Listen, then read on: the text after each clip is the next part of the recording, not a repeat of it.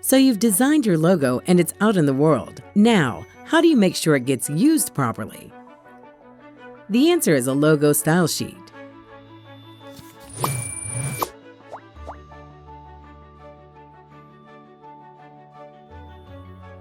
A logo style sheet is a simple and concise set of instructions.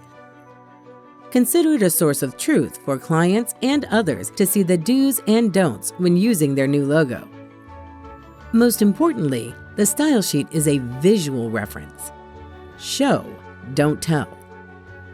There might be some written instructions, but the focus should be to demonstrate proper use of the logo. Some companies have extensive brand guidelines that are many pages in length. Canva has some great starting points for these. Create a design and search for Brand Guidelines Presentation.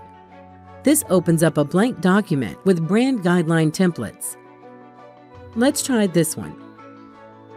This template is a multi-page document outlining brand details like the proper use of the logo, tone of voice, color palettes, and font instructions. This information is very powerful, but in this lesson, let's make a more concise version, a single page. The kind of thing someone would pin above their desk.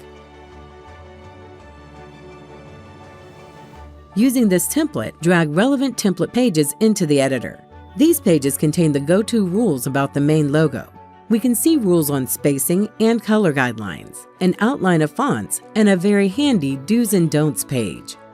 We can use these pages as reference, but at the end of the document, let's add a blank page. This will be our logo style sheet. Now it's a process of cutting and pasting our content. Hold Shift to select multiple objects, then let's copy. Go to the Style Sheet page and paste. Scale objects to fit.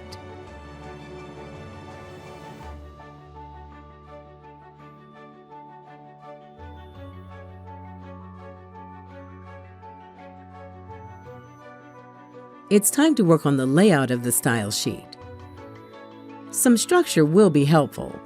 From the File menu, show Margins. We can show rulers, like this, and easily drag guides in to quickly align things on your page. Next, organize elements in order so the information is logical. The main logos can be positioned at the top, and scale the primary logo up to create a sense of hierarchy.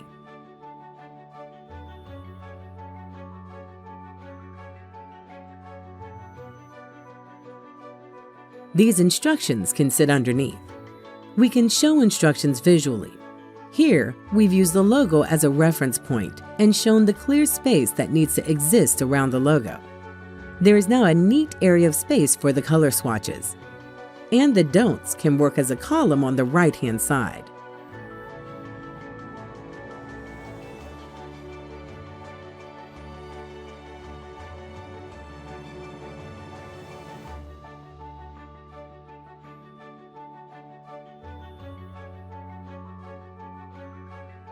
These don'ts are fairly self-explanatory, but to make it very clear, a little cross mark helps to reinforce the rules. Here's an area for font information. This should include a description of the fonts and some examples in use. With a few more tweaks, the logo style sheet is coming together. Some labels will help identify each instruction. Let's add a text box, scale it down, and pick a font style that stands out. Then duplicate the label and position it above each separate instruction. Fill these in.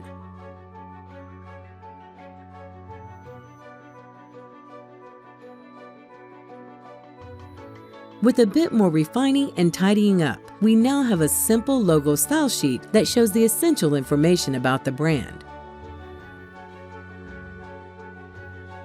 Let's delete unused pages and hide the guides. Time to share the style sheet with the client. Use the Share button to email the design or share a link here.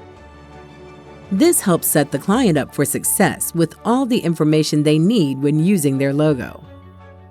If they understand how to use the logo and why the rules are important, they're more likely to follow it and keep their brand and your design consistent and looking great.